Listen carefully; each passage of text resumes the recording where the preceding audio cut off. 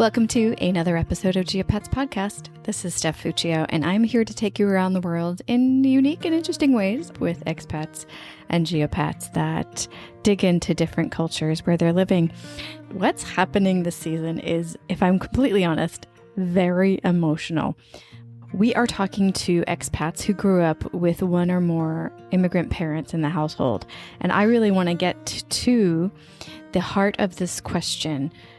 Did growing up with immigrant influence in their household impact their later expat life? This is something that I've been trying to dig out of my own brain, so I figured I might as well talk with some other folks about it. And so far we've talked to Allison, who had a Chilean mom, and then we talked to Chelsea, who's from the south of the US and grew up with a German mom. And now we're going to talk to George, who grew up in Canada with two Greek parents. We talk about his parents' immigrant story. How, when, and why did they go over to Canada?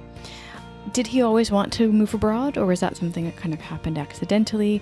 What was the immigrant family situation around him in Canada before he left? Like, what was his upbringing like? Did he feel weird, like I keep saying I did?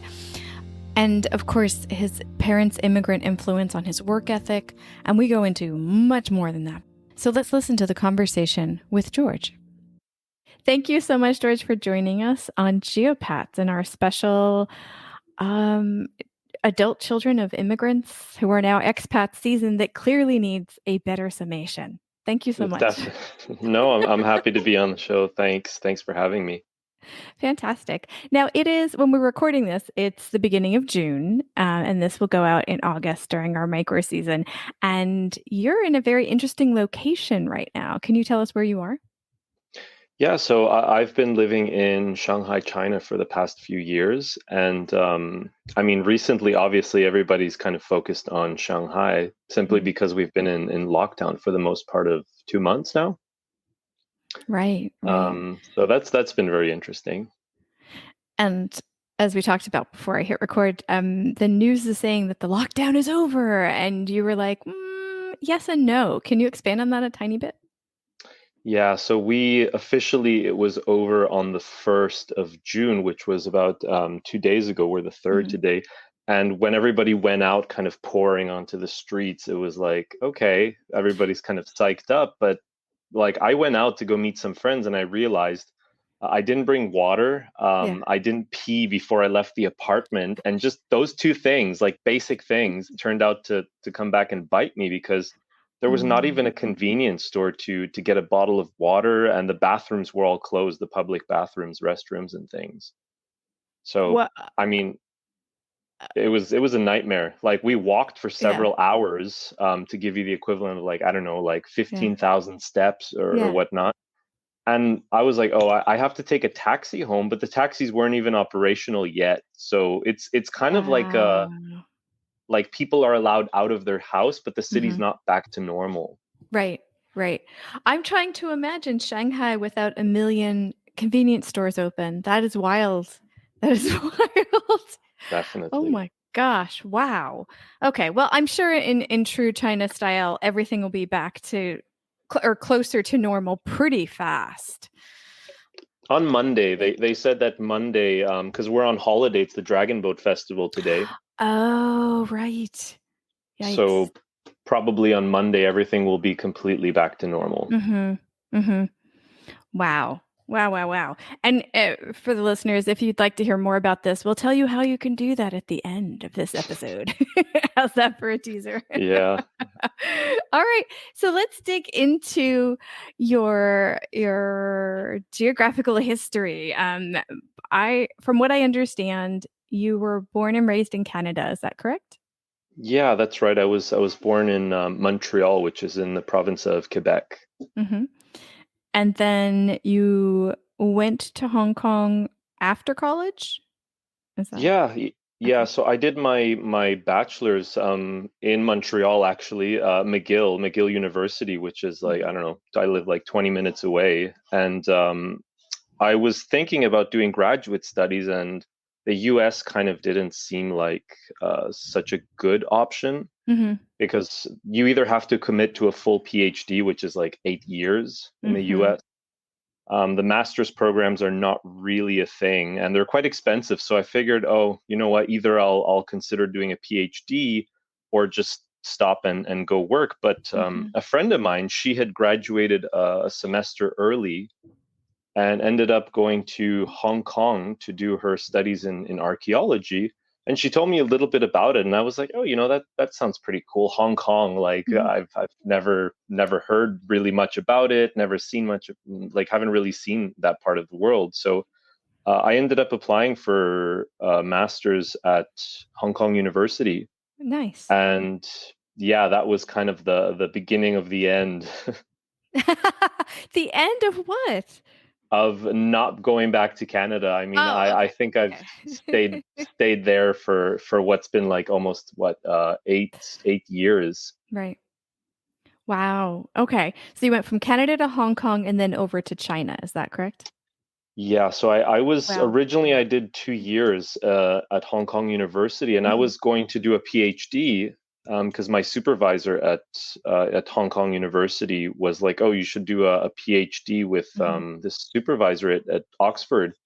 And I was like, okay, well, that's great. I study anthropology, by the way. Hmm. That's my kind of major. So Hmm. I found this supervisor at Oxford, and he's like, sure, I'd love to take you, but quick question: you want to do anthropology of China? Do you speak Chinese? I was like, well, not Ah, really.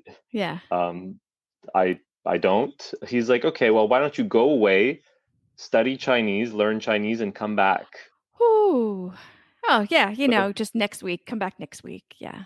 well, I did. I ended up kind of going there. So I moved to Chengdu in Sichuan province, Mm-hmm. enrolled in the university, and kind of studied Chinese for a year full time. And Hmm. then instead of going back to Oxford, I just moved to Shanghai and started working and started my company eventually.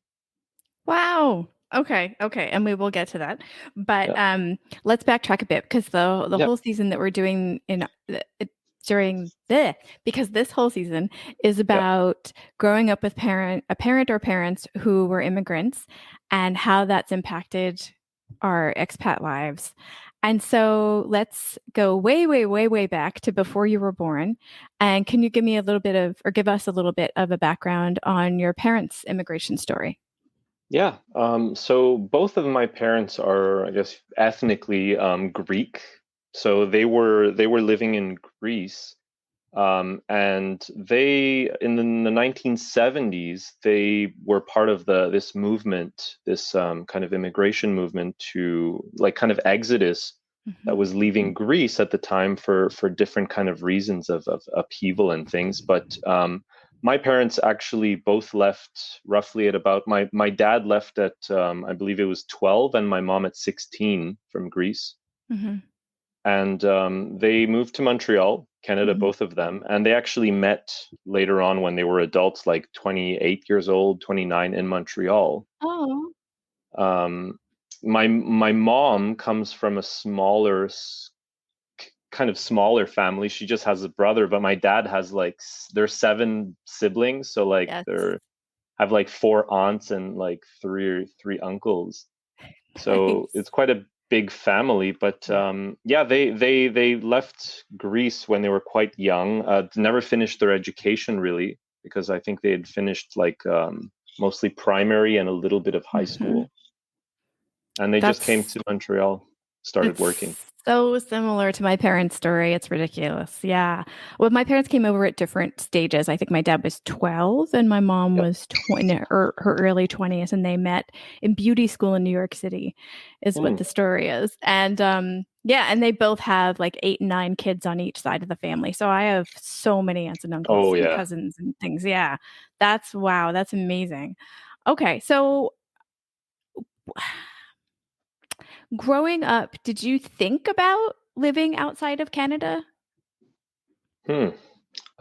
Not really. So I guess this thing about kind of having parents that are like who are Greek, and Mhm, my parents were kind of like made sure that I didn't forget the heritage. So that mhm, means for primary school, they actually enrolled me in a private Greek school because Wow. the Greek diaspora has quite a big influence in Montreal. Yeah. So they do have private primary schools that are privately run, and they teach you in Greek and French and English. So I went to that for my primary school, and then after that, my mom sent me to Sunday school, like Saturday school, where we would go from like 8:30 a.m. to 5 p.m. studying geography, studying literature, math, whatever in Greek. Um, Wow. so that was the element, like academically and Yeah. culturally. We'd also kind of go to the big events, like cultural events, holidays, Easter, like at the Mhm. churches and things. So it wasn't that we were fully assimilated, because my parents were the first ones to immigrate, and I was kind of Mhm. the first generation. So I think the influence was quite strong, but at the same time, um, as someone who was born in Montreal, I kind of did have a little bit of distance. I was like, well, I'm Canadian, it's like I have no, every time we traveled to Greece, because we would travel to Greece for summer vacations every Yep. couple 2 years. Yeah. Yeah. Um, I was like, this is a little bit like foreign to me. I don't like the way they do things here. Like, Yeah. it's not really my way of thinking or doing Mhm. things. And it was kind of like I thought I belonged in Montreal. I thought I was Mhm. kind of Canadian or in between. Okay, this is bringing up a question for me because this sounds really similar to my own experience, but with Italy instead of Greece. Yeah. When you were growing up in Canada and Canadians that weren't of Greek heritage were around you, did they ever say, "Oh, George is acting like that because he's Greek"? Like, did they ever assign some of your characteristics to like your parent, like that cultural heritage? I guess, but I also didn't have that many. I mean, I don't know what the right word to use in this. Like, Me I know neither. some of my friends would just be like, "Oh, I didn't have that many white friends," but I was like, "Well, I mean, what do you consider Greeks? Or like, are Greeks kind of not white?" But basically, what they mean Yeah. is like the kind of French Canadian or the Anglo Canadians Hmm. who are Yeah. like, oh, that's so interesting. What did your mom make? Like spinach pie or like Yep. risotto or something? It's like so mind blowing. I didn't really have that many friends um, who were like born and raised many generations in Montreal. Most of my friends were Oh. immigrants, if not Greek, Lebanese, Italian, Mhm. anything. Oh, so your immediate like friend bubble and whatnot was pretty mixed with folks that weren't like in Canada for a long time, like generations and generations. Yeah, because the primary school, at least all of my friends were Greek. Their Hmm. parents were at least both Greek and most of the parents were immigrants, Right. even though they might have been younger or older. But for primary school, at least, everyone around me was just Greek. And then for high school, so Montreal has this interesting policy. If your parents didn't finish um, their primary or high school in Canada, Hmm. the children are forced to go to a French speaking high school.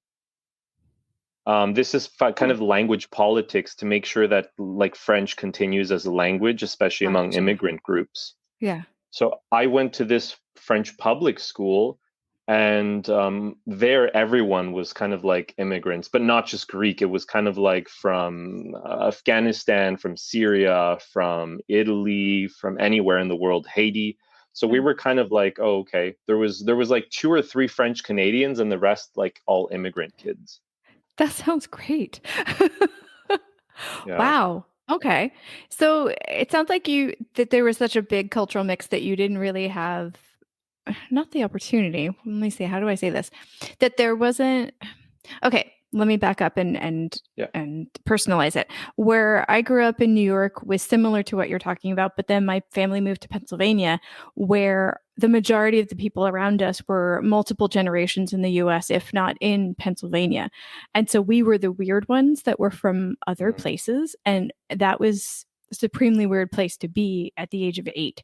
But it sounds like you didn't have that kind of fish out of water kind of cultural experience in Canada. Yeah. I guess because like New York, Montreal is, Hmm. and I mean, I guess New York has an advantage in that sense over Montreal because there is that very strong New York identity, like you're a Hmm. New Yorker. There's no such thing as a Montrealer. It's more an immigrant location rather than an identity. Oh, So wow. yeah, we don't like people are not like, oh yeah, I'm kind of a Montrealer and everything that's associated with that. It's Right. just Montreal is a kind of place that is made up mostly Hmm. of immigrant Hmm. groups. So for me, I was kind of like, okay, well, the state of things is everyone at some point is their parents are kind of immigrants. Hmm. I did have a few friends who were like purely Quebecois, like from Hmm. Quebec, province of Quebec for many, many years, Right. generations as well. But for most of them, it was kind of like, yeah, they were, if not first generation, second generation at most. Hmm. So we never really had this thing. It's like, oh, you're surrounded people and you're really the odd one out. Not Right. really in Montreal. Oh, that's beautiful. Yeah. Oh, that's really cool. So, were there any times at all? Because you were kind of still, even though you weren't the odd one out necessarily, I'm sure there were things where, as especially probably as a teenager, where you were like a Canadian teenager and you had immigrant parents. Were there any things that weren't really like matching viewpoint wise that you can Uh, share? Definitely. I mean, the funniest and kind of almost cliche example is if you remember My Big Fat Greek Wedding. Have you Hmm. seen that? Yep. So that's literally it's very accurate because at one point they're roasting a whole lamb on the spit for Easter, Hmm. and my dad would do this. I mean, we didn't live in downtown. We lived in the suburbs where Yeah. there's mostly um, like fourth generation Anglo Canadians, a few French Canadians. So my dad would set up this like huge barbecue on our front yard with this speared lamb just kind of Hmm. roasting for like 6 hours. And people would stop and they'd be like, Jesus, what is that? Do you see that thing? Um, and then some of my friends would make fun of it, even though they were maybe immigrant children Hmm. as well. They'd be like, Yeah. "Oh my God, like savagery! What is your dad doing? That's like a whole animal just roasting on the fire." Oh, the stories. Yeah, absolutely, absolutely. My parents both grew up kind of in rural areas in Italy, and they once we had a house in Pennsylvania, they loved having animals in the backyard, like Yeah, chickens and things, and they'd yeah. tie them up and whatever because they didn't want them to go into the neighbor's yard. Oh But yeah, it was a very keeping up with the Benjamins kind of suburbia experience, and people were like, "What are you guys doing?" yeah. Oh So yeah. I mean, in the news last week, I saw that it's very cool in Silicon Valley now to like be raising your own chickens and like all of these other yeah. things. And I'm like, oh, now here you are, like Now 40 it's years cool. later. Now it's cool. Well, we had those, but some of them were over. I guess that was their transition period before I was in the story. Hmm. Like I had stories of my grandmother when they were living like six of them in like a 2 or 3 bedroom flat downtown. Hmm. My grandmother at one point, I heard this story and I was just like horrified. Apparently, they were getting a lamb or something for Easter. Hmm. This was in the 70s, like late 70s, beginning 80s. Yeah. My grandmother slaughtered the lamb in the Yep. bathtub, Yep. like full on bled it out in the bathtub Hmm. and prepared it. I was like, you killed a live animal in your bathroom? Like Yep. that's horrifying. Like I would never take a shower in there again. Yep. And In then the like when kitchen. my Hmm. oh My really? mom in the kitchen. There's a very real reason I was a vegan for a decade in my teens. And not infrequently, might I say. Yeah, It's I mean, traumatic when you're a kid. Yeah. I wasn't born, thankfully. Like I never Oh, like okay. managed to Yeah. experience that. But like that thing about the live animals, I think later in our house that in the suburbs, somebody one of our uncles gave like our one of our uncles is from Rhode Island in the US, and he gave my mom this like Chinese rooster, just like beautiful decorative little rooster thing. And this Yeah. thing, my mom's like, okay, what do I do with this though? I'm not going to eat it, I'm not going to kill it. He's like, oh, just keep it as a pet, just keep it in the yard. But it's like we're like suburbs is you're not that I don't know in like Pennsylvania you said like how far your neighbors are in the suburbs, but Hmm. in in Montreal the houses are like not attached, but you have like I don't know 10,000 square feet and then there's the next house. Hmm. So if you have a rooster like crying out at 5 in the morning, They're gonna hear the it. Yeah. cops show up and they're like, do you have a wild animal back here? My mom's like, just a chicken, just like a rooster. They're like, yeah, ma'am, that's a wild animal. Like that's not something that you can have here. Yeah. Yeah. So we did have the same. Oh my gosh. Okay. So let's I think we have a, a lovely view of your growing up in Canada. So let's do another time snap and try to put the two together cuz I'm trying to figure out if having immigrant parents to be totally transparent, if having immigrant parents has made it easier for us to be expats or harder because we know the cultural barriers that might exist or somewhere in between. Like, do you remember when you first lived overseas? Like, what the biggest adjustments were for you? Yeah, so well, I guess maybe for the kind of first part that you said is kind of having parents that um are immigrants. I guess one of the biggest influences that it gave me was that my dad, so I'm sure like most immigrant parents, both of my parents were working themselves to the bone. Hmm. Um, very successful, but still, it did not come at kind of a very easy life that they wanted to. My dad was driving taxis when he first came, and then he opened a small garage and eventually grew it to open up like his own car dealership, which Wow. he had for many years. My mom opened up, she was working as a cashier in a fruit store, and eventually she bought the whole thing. Like, I mean, it Wow. was funny. She bought it for like $1 million cash back in the day. She sold it. That's what she ended up selling it for, and Yeah. they just kind of used the money to make another business and Hmm. whatnot. But my dad in that car dealership, they ended up both running it. My mom doing the financial part, and my dad doing the operations and everything. Hmm. He would work like 6 days a week, 6.5 days a week, 9 to 9 often. So I wouldn't see him that often. I'd see him Hmm. maybe on the weekend, 1 or 2 days. So, are you Um, saying that you were very much so a workaholic when you first moved to Hong Kong? well, I didn't honestly. This was something that I was like, I'm never gonna be like this Gotcha. Yeah. because at the end I was like, why would somebody work themselves to death? I mean, it doesn't make sense to me. Life is about enjoyment and everything. But I realized then later when I started moving to Hong Kong and things, one is that you have to put up with a lot of crap wherever you go.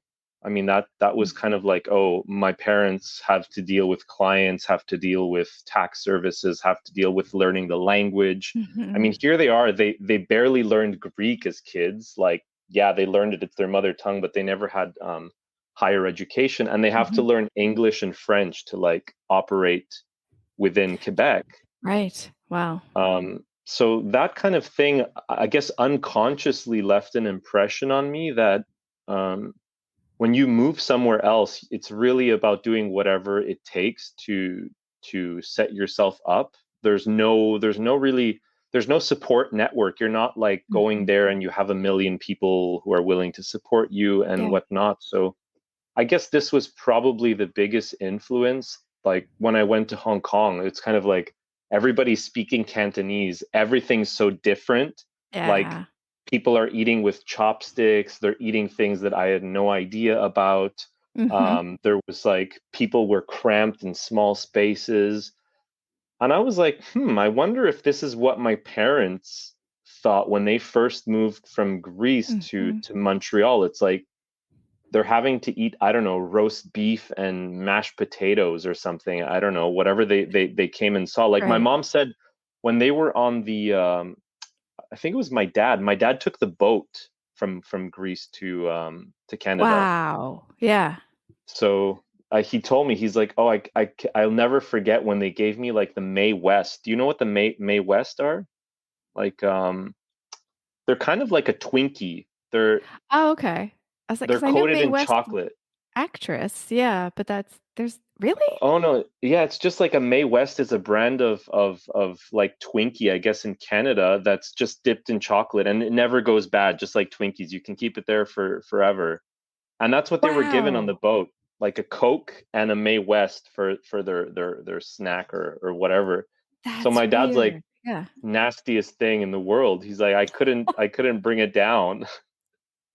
Oh my gosh, yeah, it has Mae West, the actress, on the package. That's hilarious. That I've never heard does of that it? before. Yeah. Oh, I don't even know. I Wow. never ate one. I don't think I've ever had one myself. No, I've never seen it. That's wild. Okay. Wow. That's probably like me and what is it? The egg tarts in Oh, in uh in Hong in Kong Asia. or like Yeah. yeah, yeah, yeah, My yeah. reaction to that, I'm like, certain things I learned to like I still really like and crave, but that I've never gotten used to. But Okay. that's probably Yeah. still healthier than these though. Like the Mae West looks Oh, pretty definitely. Oh, yeah. manufactured food. Yeah. Oh my gosh. So, okay, so it sounds like when you hit some not some walls, but when you had some challenges when you in your first year or two or whatnot in Hong Kong, that you were able to kind of pull from your parents' experience to make it better for you, easier for you. Did that help at all? Yeah, I guess probably like, well, it was interesting because many times my parents were not completely on board me leaving Right. to go overseas, which is the Mhm. interesting thing because I'd been traveling. I guess I did have this bug within me, this travel bug, even though Mhm. I felt like, okay, I'm Canadian and whatnot. As before starting college, I was like, I need to leave, I need to travel. Mhm. So I started traveling. Like first I told my mom, okay, I'm going to Kenya. I was 18. I was like, I'm backpacking to Kenya. Wow. And she's like, well, hell, if I have anything to say about it, you're not going there. I was like, what do you mean? She's like, you are not going to Kenya alone. Mhm. Like, I was like, okay, how are you going to stop me? You're going to take my passport? That's illegal. She's like, no, just like, don't expect your key to work when you come back. And I was Yep. like, oh, okay. So I Did you had to go? compromise. No, I Okay. compromised. I was like, okay, how about Nepal? Like, what if I go to Nepal? Mom's like, what's Nepal? Where is Nepal? So she ended up letting me go to Nepal, oddly Mhm. enough. And then I went to like Vietnam after like the Mhm. next summer after that, I went to Vietnam and I went to a few places. So I was really intent on exploring things, but Mhm. when I decided to really move away, and it's Mhm. like, okay, I'm going to go to Hong Kong, and then I didn't come back after the 2 years. And I've been here like since I guess 2013 or 14. My parents Mhm. continuously ask me like, when are you done with this whole thing? Like thing, whatever thing means. Right? Whatever you wanna call this. Yeah, and I'm like, I find it interesting that they ask me that question because it's like, okay, well, I've decided to leave the life that I had behind to Mhm. go overseas and to build something. Mhm. Why is that so hard for them to understand, considering it's like, oh, they made that same exact Mm. voyage and But did they have to like, was there I'm not sure exactly what oh, was happening in Greece in the '70s. Like, was there an yeah, economic reason why they had to? yeah. So and I can only say this because everybody I'm talking to and my own experience says that has the same reaction of the immigrant parents going, "Wait, we made this comfortable for you. Why are you going through this pain?" That's kind of like the thing that's coming through. It's like, "No, no, no. We created this bubble for you to be Mm, protected and have a lovely, safe, boring life. Why are you leaving it for the pain of living in a place where you're not familiar with everything?" Like that kind of feels like maybe what the parents are doing, but I don't know. I'm not them, so that I mean that makes sense if it's a yeah. common theme. Then but like my parents did have to leave Greece out of Mhm. necessity. Yeah. I forget if there was like a junta. There was kind of a military takeover Ooh. a little while earlier, and the Yeah. economic situation was abysmal. Yep. Like millions of Greeks left Greece at the Mhm. time Yeah. to go everywhere. But yeah, it's not the same for me. Obviously, I didn't have to leave. My parents are like, we spent all these years building this comfortable life. Like, Hmm. why do you not want to stay here and you subject yourself to everything we had to? I know because you put me on a plane when I was 4 and I've always wanted to see more. It was my response. I'm like, because my travel bug, I'm pretty sure started because of my parents, the same Mm. people that don't understand why I like this life. I don't know. How Yeah. young were you when you got on a plane the first time? Oh, I mean, well, we would travel a lot. Like, we would travel regularly to the Hmm. US, like when we were very young. And then we started traveling to a bunch of other places, including, I guess, Greece and things. Yeah. But um, it was never really like, yeah, I thought it was just normal. I mean, traveling kind of felt normal, but not something that I Hmm. had to do myself. Like if you said, Hmm. oh, okay, I'm going to travel alone to go to all these places. I think that started like in my late teens or kind of Hmm. early adulthood. Yeah. Yeah.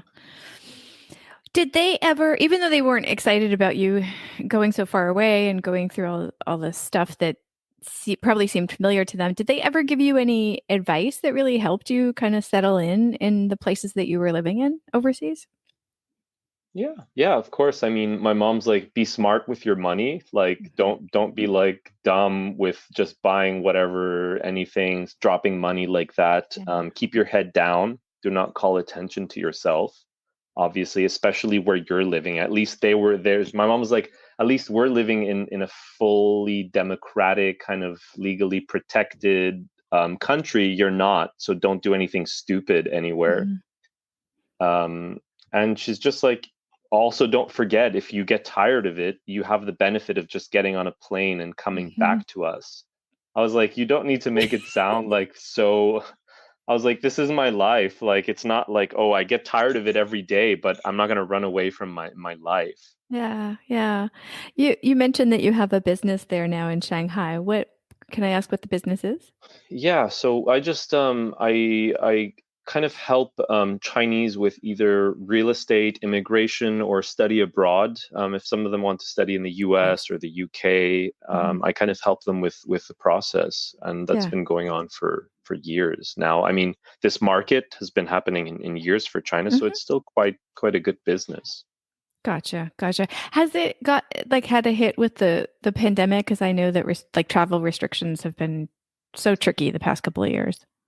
Oddly enough, no. I mean, business has been Wow. booming all throughout like 2019 to date. I mean, the Yeah, demand is still as great as ever of people wanting to study abroad. So, I mean, yeah. who knows? Who understands? Fantastic. And do you think about going back to Canada? My mom kind of, I guess, knows that I don't, I mean, I personally, I don't know why, but I mean, Montreal is a beautiful city and there's Hmm. nothing like it in the world in many Yeah. ways. The culture is just so vibrant. It doesn't have the crime of like what you'd find in a major metropolis. The crime rate Hmm. is quite low. Um, I mean, there's so many things to love about Montreal, but in the same way that it's a tiny little island, like it's literally in the middle of a river, and I Hmm. find it just a little bit too small to kind of contain my future and my what I want out of life. So I don't see myself going back full time, like Hmm. relocating there. Right. Um, Possibly, I guess, like this is the thing, my mom knows this. She's like, oh, I don't think you don't like being near us, it's just Montreal's not really your thing, I guess. Hmm. But my dad pushes me like every time we talk. He's like, okay, when is the China thing done? Like, when are you coming back? Like, literally, Oh, just when wow. is the China thing done? I'm like, it's not a thing, it's like my life and it's Yeah. not done. um until, but it's an interesting thing because I did bring them here. In 2019, Hmm. I went back to Montreal to visit at the end of December, and I brought both of them back with me to Shanghai, Wow. Yeah. so they can stay with me for a while. So I brought them to Japan and Korea for like a Hmm. month. We just kept traveling everywhere, Yeah. and they were like, it was actually the best trip I've ever taken in my whole life. I Oh, never thought wow. it like traveling with your parents could be the funniest, the most kind of interesting thing you can Yeah. do. But it allowed me to see my parents, their sense of kind of wonder of being able to be immersed in something Mhm. completely new, like they were in Canada at the time, but Mhm. without having to be on survival mode, Right. because I was Oh, that's taking so care of cool. everything for Yeah. them. So like my mom was trying out like new foods, and like she at one point she was like bowing to everyone in Japan. I was like, don't Oh. overdo it. You're like overdoing it. She's like, what do you mean? Like they're bowing? I was like, yeah, I know, but you don't need to like do it like 20 times. Yeah. But Yeah. I was having the time of my life, even though I was like booking hotels and flights and restaurants and Yeah. everything. And then they got stuck in the lockdown actually in Shanghai back then, Oh no. because Yeah. we got back from Korea, and as we got back, everyone started wearing masks, and it was like February, Hmm. and then Shanghai was Oh. like complete lockdown. So they got stuck here for 3 months, living with me like almost. Um, Wow. but it was eye opening. Wow. Okay, well, that brings us full circle, and that is also a really good introduction into your own podcast. Can we tell the listeners something about that? Yeah, so I mean, I experienced the first lockdown when the virus started like happening in Wuhan, China, Hmm. and then it started spreading throughout other parts of China. My parents were here, and we had just gotten back from Japan and Korea, and basically we had this lockdown, but we were still able to go out, buy our necessities, come back home. So that whole thing was over after like a few months, and we Hmm. obviously had to wear masks, but China kind of managed to contain it. Hmm. Fast forward to what was it, March of this year. Apparently, it started spreading across Shanghai, and people had no idea until it was like, oh, the cases were kind of tripling each day. So the government instituted kind of this really hard lockdown, Hmm. and it's not. I've seen a lot of things. Like I've traveled to a lot of places under different conditions, but I never thought that a city like Shanghai would ever have this kind of um, severe lockdown where you're not allowed Hmm. out of your front door on kind of harsh penalties. Well, don't tell us too much because the podcast is going to, Yeah, well, I mean, this whole yeah. thing just revolves around the fact that we could not really access supplies. Hmm. That's the biggest thing that I think turned everybody off of the city a little bit, is that Hmm. they decided to make this hard lockdown, but the logistics were definitely not up to the Hmm. situation. So we were all stuck without stuff, and that's basically what the podcast is about. I'm interviewing different people to see how they actually managed to make it through, and what kind of things they encountered during that time. Fantastic. And the name of the podcast is, Shanghai, the city that never eats. oh gosh. I mean, Yeah, I giggle, but then I frown at the same time because it it's is. so, I'm glad it's over. Oh Um, yeah. and it'll be definitely an interesting listen. Yeah. So I I don't hope it's know any, over. yeah, me too. But we'll see. I mean, who knows? Yeah. Yeah, there's, Where are you now? Are you in ah, Croatia? I am. I'm in Split, Croatia. Okay. Yeah, yeah. Okay. Um, so north of Greece. Yeah. Sorry. I went a few countries up. Yeah. If you knew where Game of Thrones Yeah, yeah, was yeah, yeah. filmed, that's down in Dubrovnik. We're just north of that. Okay. Yep. Yep. Yep. Yep. Oh, Um, but yeah, so dipping back into the connection between growing up with immigrant parents and you being an expat in Asia, is there any other influence that you think watching your parents maneuver their immigrant life in Canada had on your expat life at all? oh well, I mean, I just thought of something now that you asked me about Hmm. the lockdown. Is I was one of the lucky ones, because my mom, even though she grew up Greek and things, she was kind of like very independent, strong-willed woman, quasi-feminist, even though she Mhm. never like experienced any kind of feminist Mhm. movements or activism. And I have a brother, we're two boys, and she would be like, okay, you guys are not going to sit here and watch me cook. You're going to help me out. Nice. which is unlike many Greek mothers who kind of spoil their boys. So I learned to cook through my mom, and she has this terrible habit of stuffing the kitchen and the pantries and the freezers with Yeah. food, like dry Yep. food, frozen meats, flour, butter, whatever. And I never thought that this habit rubbed off, but it Yeah. did. Yeah. And lucky for me, because and lucky for so we were four living in my apartment. Mhm. The entire house was like prepped for war. You were ready, even though you didn't like intentionally do that. Yeah. I did. I was like, oh my God, we have enough dry pasta, beans, butter, flour. We have frozen meats and things. Like we can survive this whole pandemic without Mm-hmm. ordering anything Mm-hmm. almost. That's so funny. Um, Hey, when you were growing up, did your parents have like multiple refrigerators and freezers? Packed mine too. Yeah. Okay. yeah, I kind of went the opposite way where I keep the pantry kind of slim, but I do have the horrible thing of when I stay in a hotel, I will grab everything that's free.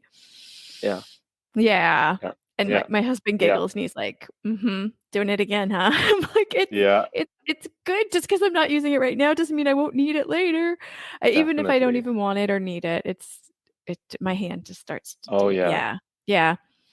Yeah. That Yeah. thing definitely was helpful. If I hadn't had that from my mom, Mm-hmm. I know some kind of people don't cook. They really do not know how to like cook an egg, Yeah. and they don't keep anything at home. I think that was the biggest thing. Some like expats don't usually eat at home. They Mhm. order out or they go to restaurants. So Yeah. people got caught without oil or sugar or flour. Right. Um, well, especially for European immigrants, the wars were kind of within memory. So Mhm. they're known to keep sugar, flour, and oil always stocked in the house. Right. Right. Right. Wow. Wow. Wow. Wow. And wow. Well, I can't thank you enough for going down this time snappy kind of immigrant expat experience. I think this has been super interesting to hear about the multicultural upbringing that you had and how it led you to Asia, which is still dot dot dot still going. Yeah, Like still you don't have an going. end date, and why should you? I mean, you're building a life there. So that makes a Yeah, lot of sense. So thank you. Thank you for coming not on at here all. and for sharing the story. No, I think it was a great experience, and I think maybe if my my journey doesn't end in Asia, it might actually ironically end up back in Greece. That's an Mhm. option that I've been considering more and more. Mhm.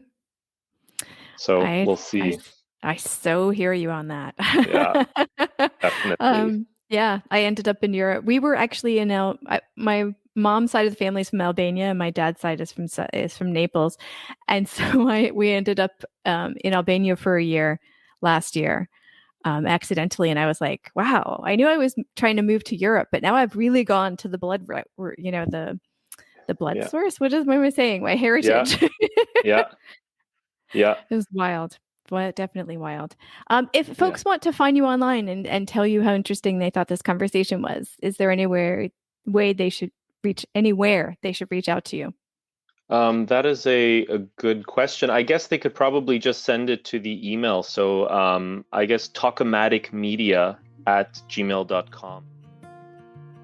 When George talked about his mom visiting him in China and her being able to explore China without the struggle of being an immigrant, that reminded me of something that Allison and Chelsea both said about that intense struggle of needing to navigate things while trying to do everything in a new culture with a new language and all of that.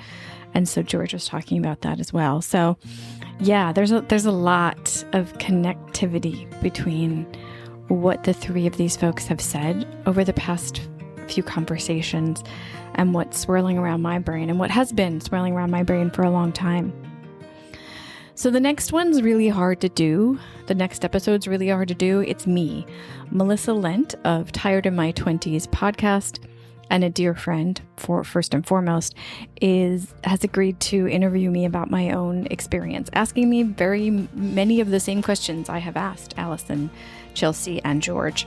Even though we're not wrapping up the season yet because there's one more episode, I do want to say that I have deep appreciation for immigrants that move from any place to any place. What they do is so hard. Thank you so much for listening, and I appreciate you so much.